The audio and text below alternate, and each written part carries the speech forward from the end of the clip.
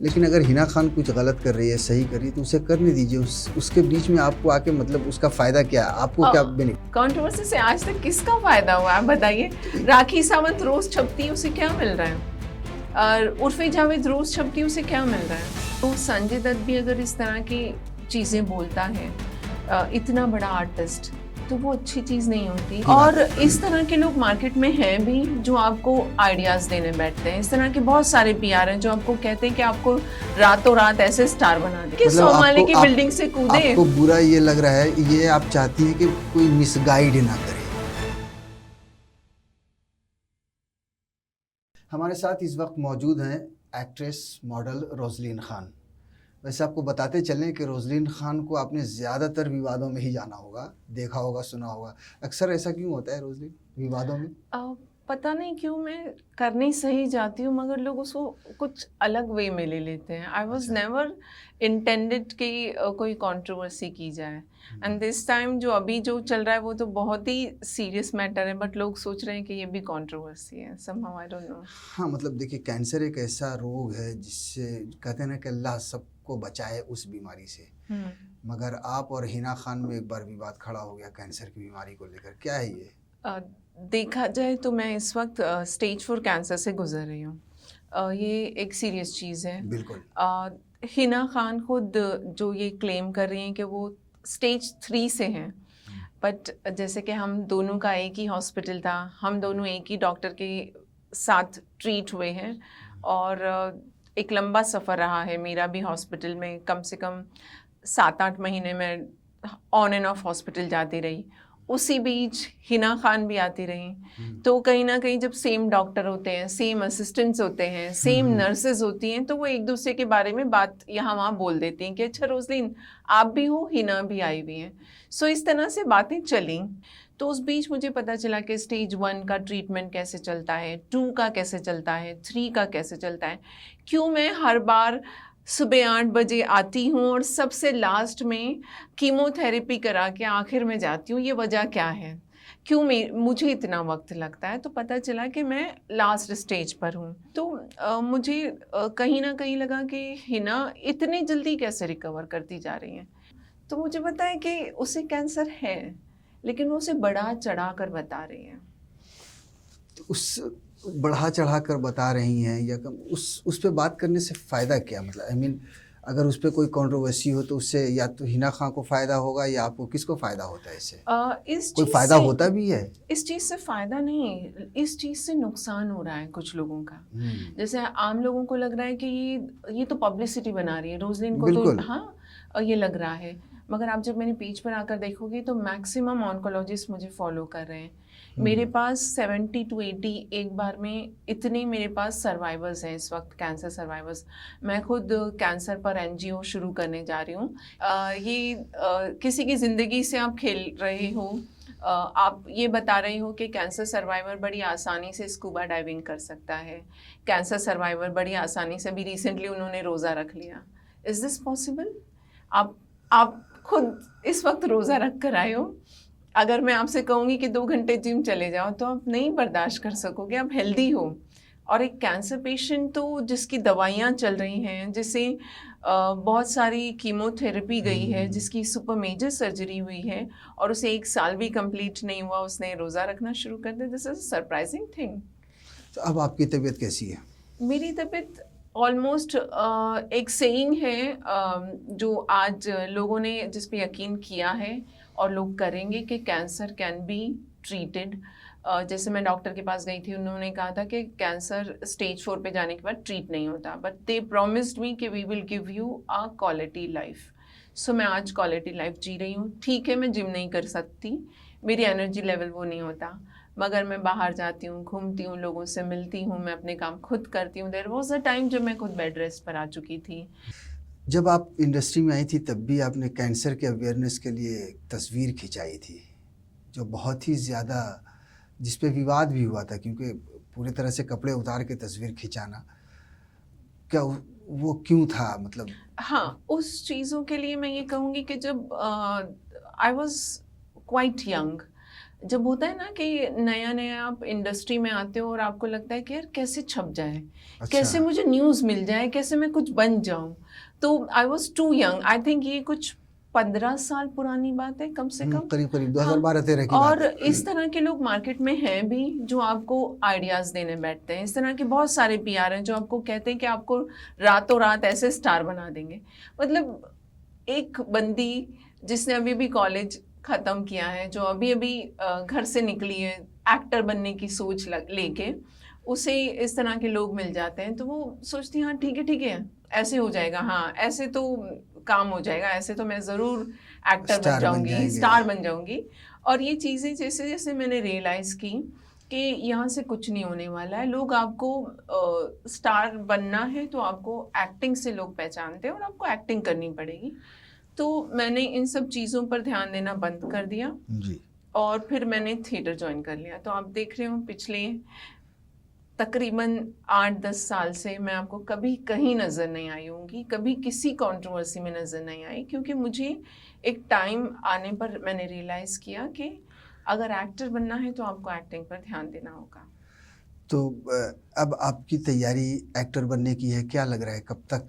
मतलब देखिए, वैसे तो किस्मत की बात होती है, कोशिश हर कोई करता है, लेकिन जब आप आई, आपने 3 फिल्में करीब करीब की हैं, 2-3, लेकिन हाँ, मेरा हाँ रिकॉर्ड बहुत ही ख़राब रहा है, हाँ, तीनों फ्लॉप हो गई हैं। इस मामले में कम से कम क्या हम उम्मीद करें फ्यूचर में, किस तरह की तैयारी है?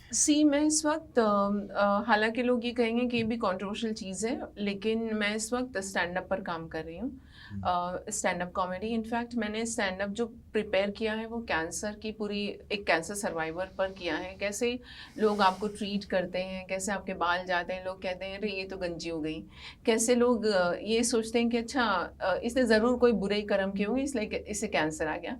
बट कैंसर तो छोटे छोटे बच्चों को आ जाता है, बिल्कुल नादान बच्चे, बिल्कुल, जैसे 6 महीने 5-6 8 महीने साल के के बच्चे 6 महीने के बच्चों को आ जाता है। बिल्कुल। तो कैंसर इज समथिंग जिसके बारे में इंडिया में कभी बात नहीं की जाती। तो हम इंडस्ट्री में भी हम आपको कहाँ देखें आगे भविष्य में, या इंडस्ट्री में मैं स्ट्रगल नहीं करना चाहती।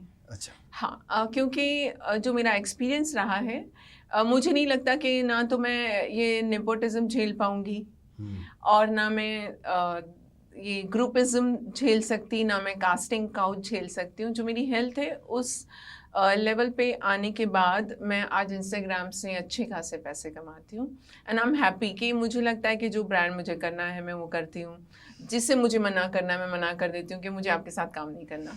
तो मैं अपने इंस्टाग्राम से अच्छे खासे पैसे कमा रही हूँ, आज़ाद हूँ।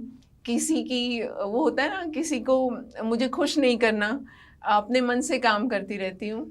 और मुझे लगता है कि जो आज का सिनेरियो है, सोशल मीडिया, यूट्यूब चैनल, तो यहाँ से हम जैसे आर्टिस्ट जो मेंटली फ्री होके काम करना चाहते हैं उनके लिए बहुत स्कोप है।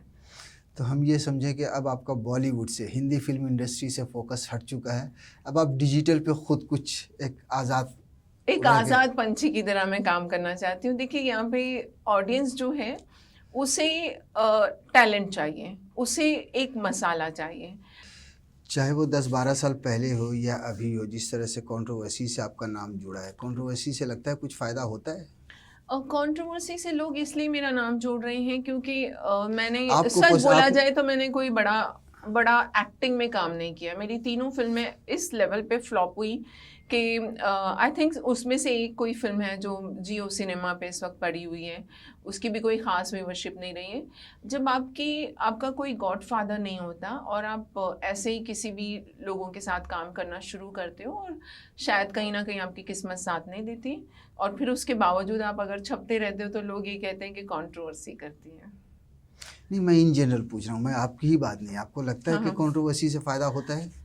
मुझे नहीं लगता, कंट्रोवर्सी से कोई फ़ायदा नहीं होता। कंट्रोवर्सी आप कितने दिन कर लोगे? लोग आपको कितने दिन देखेंगे? एक टाइम के बाद तो आपको नहीं देखेंगे लोग। कंट्रोवर्सी से आज तक किसका फ़ायदा हुआ आप बताइए? राखी सावंत रोज़ छपती है, उसे क्या मिल रहा है? और उर्फ़ी जावेद रोज़ छपती है, उसे क्या मिल रहा है? तो मुझे पता है कि ये जो मुद्दा आ गया है सामने, क्योंकि फॉर्चुनेटली या अनफॉर्चुनेटली हिना खान और मैं सेम डॉक्टर के पास पहुंच गए, हमारा इलाज एक ही जगह हो गया। सो मुझे उसकी कुछ चीज़ें पता चल गई। और ठीक उसी तरह एक और किस्सा मैं आपको बताती हूँ जो अभी रिसेंटली हुआ है। वो हुआ है संजय दत्त जी का। उन्होंने एक प्रेस कॉन्फ्रेंस में कहा कि उन्हें स्टेज 4 का लंग्स का कैंसर था, जो उन्होंने सिर्फ 3 महीने में कैंसर फ्री किया अपने आप को। दिस इज़ इम्पॉसिबल कि लंग्स का कैंसर बार बार रिलैप्स होता है। अगर स्टेज 4 है तो इंसान इतनी आसानी से बाहर नहीं जा सकता है। जैसे आप सोनाली बेंद्रे की आप एग्जाम्पल लीजिए, शी वॉज एट स्टेज 4। आप जानते हैं कि वो इंडिया के बाहर चली गई थी और वो कम से कम 4-5 साल आपको नज़र नहीं आई। और आज भी आप उनको देखिए, वो कितनी हम्बल है, कितनी सॉफ्ट स्पोकन है, वो कभी किसी पछड़े में नहीं पड़ती, because she is still dealing. जब आप स्टेज 4 पे होते हो तो आपकी बहुत सारी मेडिसिन चल रही होती हैं। एंड यू नो कि Manisha Koirala, she was suffering from stage 4। So these are the examples जहाँ पर हमने स्टेज 4 वालों को देखा है, जो इतने बड़े एक्टर्स होने के बावजूद, यूएस में इलाज करने के बावजूद 3-3, 4-4 साल गायब रहते हैं। सो संजय दत्त भी अगर इस तरह की चीज़ें बोलता है, इतना बड़ा आर्टिस्ट, तो वो अच्छी चीज़ नहीं होती। तो आज स्टेज 4 से गुजर रहे होंगे जिनको लंग्स कैंसर होगा, वो सोचेंगे भाई संजय दत्त है, इसने तो बड़ा महंगा इलाज कराया होगा, इनको तो बड़े बड़े डॉक्टर्स मिले होंगे। लेकिन एक चीज़ मैं आपके माध्यम से लोगों को बताना चाहती हूँ कि चाहे आप रिलायंस हॉस्पिटल जाओ या टाटा हॉस्पिटल जाओ, सेम इंजेक्शन दोनों जगह अवेलेबल है, कुछ थाउजेंड्स का फ़र्क होता है बस। तो ऐसा नहीं है कि कैंसर में कोई महंगी दवा और सस्ती दवा है।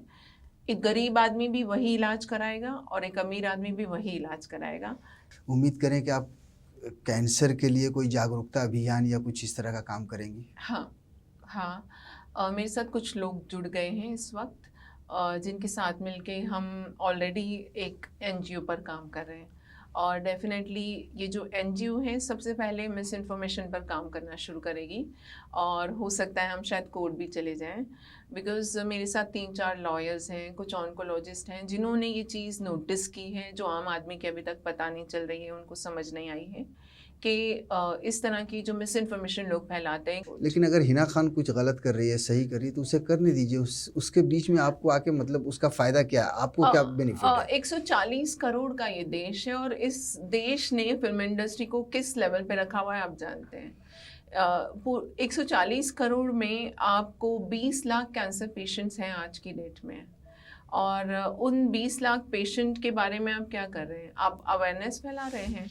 इस तरह की अवेयरनेस होती है कि चलिए कुछ भी खा लिया जाए, और सर्जरी होते ही कहीं भी घूम लिया जाए, और शूटिंग कर ली जाए। ये तो मतलब पिक्चर वाला सीन हो गया ना कि मतलब 100 माले की बिल्डिंग से कूदे। आपको बुरा ये लग रहा है, ये आप चाहती हैं कि कोई मिसगाइड ना करे?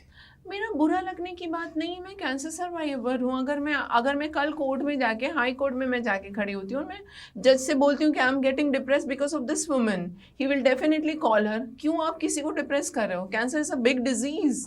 थैंक यू रोजलिन, से बात करने के लिए बहुत बहुत शुक्रिया। Thank you. श्रेष्ठ भारत पर खबरों से जुड़े रहने के लिए चैनल को सब्सक्राइब और लाइक करें, बेल आइकन दबाएं और देखते रहें श्रेष्ठ भारत।